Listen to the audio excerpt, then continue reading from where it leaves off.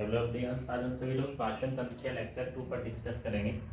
और लेक्चर 1 में हम अपने आप को ठीक है मुख्य रूप से पाचन तंत्र बनाने का तरीका कि पाचन तंत्र कैसे बनता है और पाचन तंत्र के बारे में जितने ऑर्गन्स हैं उनके बारे में हमने आपको समझा दिया था।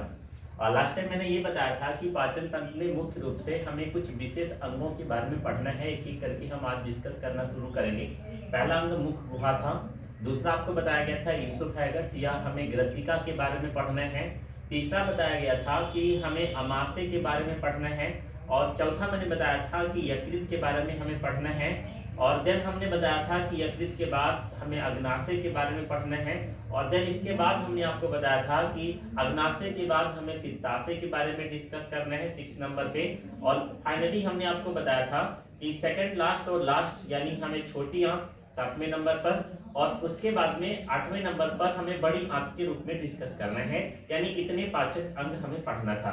यानी अगर हम इनकी लिस्ट को देखें तो अगर पाचन तंत्र के बारे में एक एक पर हम डिस्कस करें, मुख गुहा, ग्रसिका, अमाशय, यकृत, अग्नाशय, पित्ताशय, छोटी आंत और बड़ी आंत थे, जिसमें से लेक्चर 2 में पाचन तंत्र का मैं जो लेक्चर आपको प्रोवाइड कर रहा हूं, यहाँ पर हम मुख गुहा या बक्कल कैविटी के बारे में डिस्कस करेंगे। देखिए, पाचन तंत्र को डिटेल पढ़ने के लिए हमें समय चाहिए, बट यहाँ पर हम बोर्ड एग्जाम को ब्रेन में रखकर पाचन तंत्र के कुछ विशेष टॉपिकों पर इंपॉर्टेंट पर डिस्कस कर रहे हैं। बक्कल कैविटी की तरफ आ जाते हैं। मनुष्य के मुख गुहा में बक्कल कैविटी का निर्माण 2 जबड़ों के द्वारा होता है। मैक्सिलरी और मैंडिबल जब मिलकर मनुष्य के पाचन तंत्र के मुख गुहा का निर्माण करते हैं। हमें मुख गुहा क्या है इसके बारे में डिटेल ना दिखाकर, क्योंकि समय कम है, इसलिए हम यहाँ के मुख्य 3 अंगों के बारे में डिस्कस करेंगे। मुख गुहा में हमारे पाचन तंत्र के 3 मुख्य अंग पाए जाते हैं। पहला अंग लार ग्रंथि, सलाइवरी ग्लैंड, दूसरा अंग आपका है दांत, और तीसरा अंग है आपका जीभ। यानी मनुष्य के मुख गुहा के अंदर लार ग्रंथियां, दांत और जीभ, ये 3 मुख्य पाचक अंग पाए जाते हैं। आज की इस वीडियो सेगमेंट में प्रयास करेंगे कि बक्कल कैविटी में मुख गुहा के अंदर पाए जाने वाले इन तीनों प्रकार के पाचक अंगों के बारे में डिस्कस करें। तो सबसे पहले हम मनुष्य के लार ग्रंथि के बारे में डिस्कस करते हैं। मनुष्य के लार ग्रंथि के पहले कुछ बेसिक बातों को जान लेते हैं। यानी लार ग्रंथि या सैलाइवरी ग्लैंड क्या है। जनरली यहाँ से बहुत सारे क्वेश्चंस कई बार पूछे जा चुके हैं और इन पर हम एक एक करके डिस्कस करेंगे। सलाइवरी ग्लैंड्स अगर देखा जाए तो ज्यादातर स्तनधारियों में, यानी मनुष्य को छोड़कर और अधिक जो स्तनधारी हैं इनमें इनकी संख्या 4 पेयर्स होती है। इनकी संख्या याद करना अति आवश्यक है, क्योंकि बोर्ड एग्जाम कक्षा 10 में कई साल इनकी संख्या पूछी जा चुकी है। तो अधिकतर स्तनधारियों में यानी ज्यादातर स्तनधारियों में इनकी संख्या 4 जोड़ी होती है, यानी 4 पेयर्स लार ग्रंथियां पाई जाती हैं। मनुष्य की अगर हम बात करें तो मनुष्य के पाचन तंत्र में मुख्य रूप से 3 जोड़ी लार ग्रंथियां पाई जाती हैं।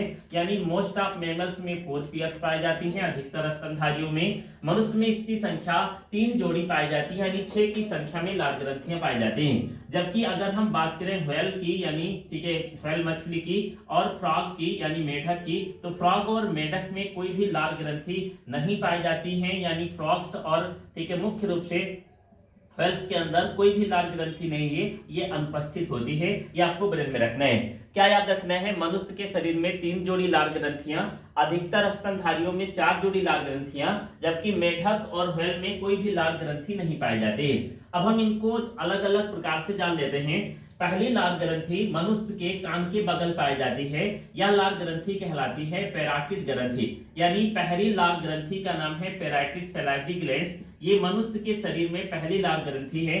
सबसे मोस्ट इंपोर्टेंट बात, दूसरी इंपोर्टेंट बात, ये कान के बगल यानी दोनों कान के बगल उपस्थित होती है। ध्यान समझते चलेंगे, मैं इनको शॉर्ट में करके आपको डिटेल में समझाने का प्रयास कर रहा हूं। यानी ये दोनों कान के बगल में उपस्थित होती है। अगर हम बात करें तो ये आकार में सबसे बड़ी होती है, सबसे बड़ी ठीक है लार ग्रंथि है, आकार में बड़ी होगी, सबसे बड़ी जितनी भी लार ग्रंथियां मनुष्य के शरीर में पाई जाएगी।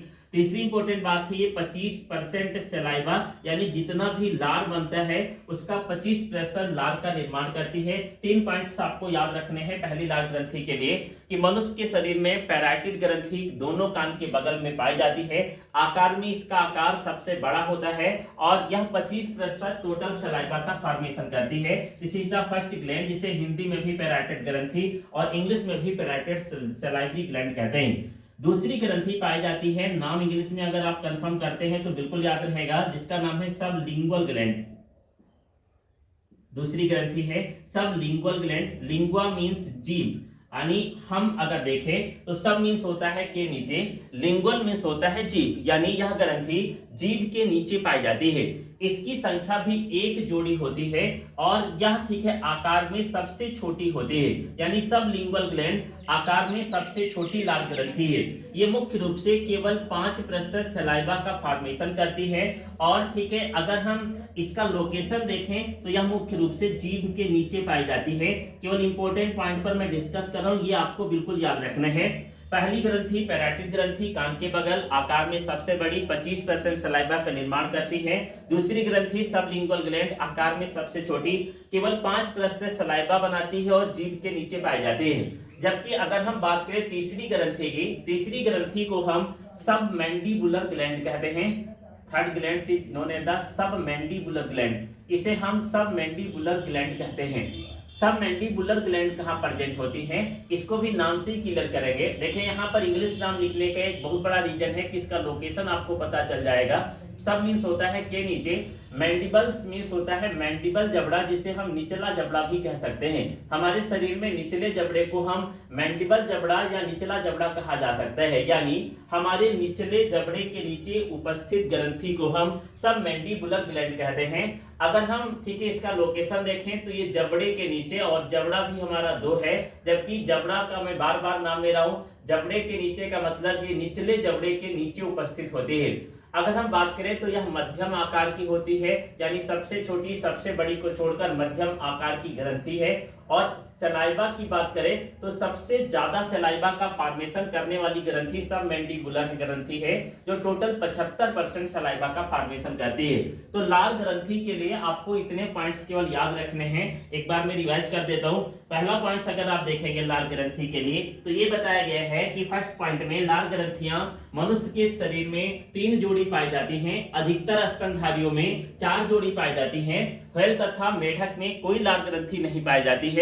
मनुष्य के शरीर में प्रथम लाल ग्रंथि पैराटिड ग्रंथि है, जो कान के बगल में पाई जाती है। आकार में सबसे बड़ी, सलाइवा 25% सिक्रीट करती है। अगर हम बात करेंगे दूसरी ग्रंथि जिसका नाम है सबलिंगुअल ग्लैंड, यह आकार में सबसे छोटी होती है, 5% सलाइवा का निर्माण करती है और जीभ के नीचे उपस्थित होती है। अगर हम बात करें तीसरी ग्रंथि की तो यह तीसरी ग्रंथि सबमैंडिबुलर ग्रंथि है, जो हमारे मैंडिबल जबड़े के नीचे पाई जाती है, मध्यम आकार की होती है और 75% सलाइवा का फॉर्मेशन करती है।